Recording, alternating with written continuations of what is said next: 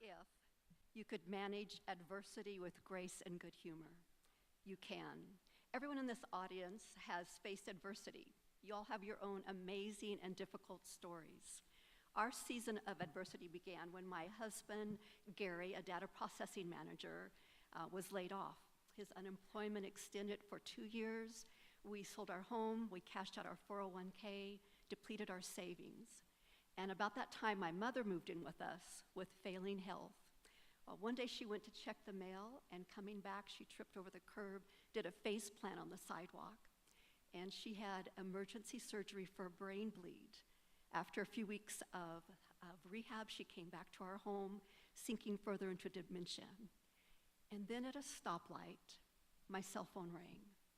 It's cancer. And just like that, things went from bad to really bad.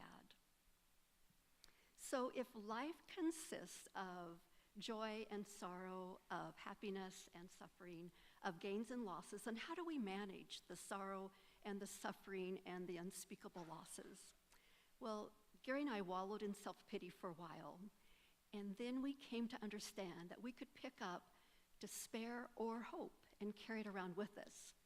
We could be kind and gracious or not so kind and gracious.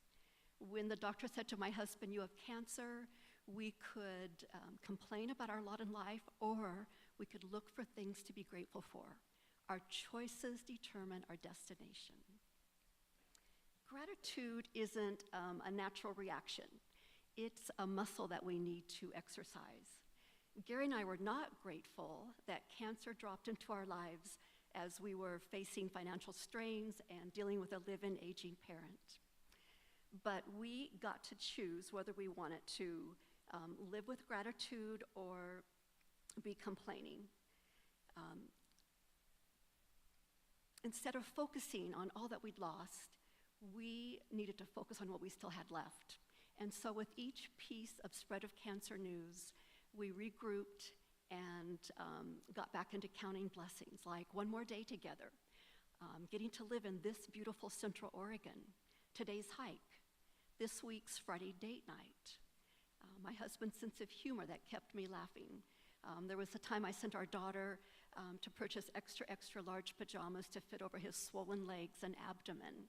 He held them up and with a straight face said, "Your next husband's going to have to be XXL."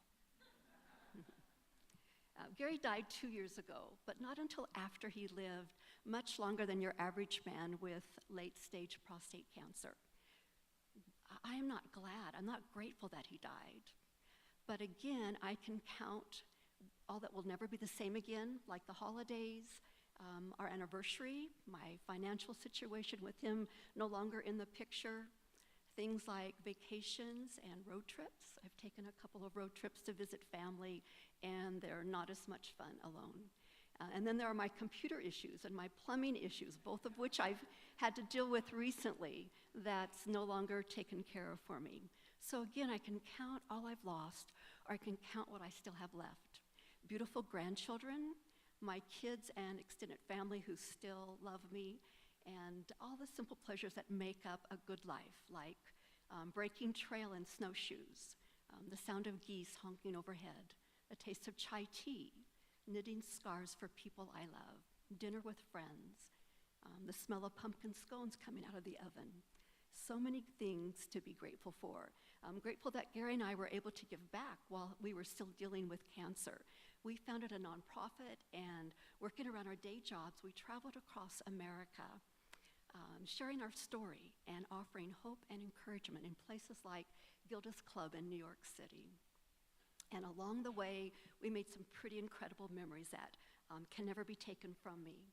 And the thing that I'm most grateful for is God's fingerprints all over all of this hard time. I choose gratitude, and our choices determine our destination. So as we head into this Thanksgiving season, I'm thinking that Thanksgiving shouldn't be relegated to just one day of the year, but rather it should be a year-round activity. I choose hope and courage and good humor. I choose gratitude, and our choices determine our destination. Thank you.